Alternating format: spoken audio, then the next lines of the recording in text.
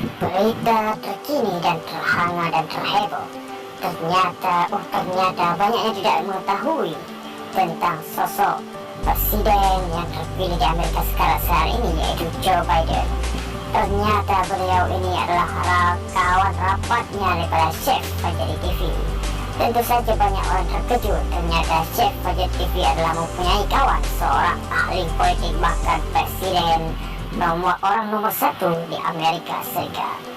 Ternyata dahulunya Chef Fajri adalah satu sekolah dengan Joe Biden di USA dan berjurusan ahli politik. Jadi mereka berdua adalah sesama ahli dalam bidang politik. Jadi sekarang Chef Fajri TV mengalih profesi menjadi seorang chef agar bisa memasak biar senang untuk dimakan. Jadi itulah kisah Joe Biden dan Chef Fajri TV. Semoga Anda terhibur dan terkejut mendengar berita ini. Hahaha.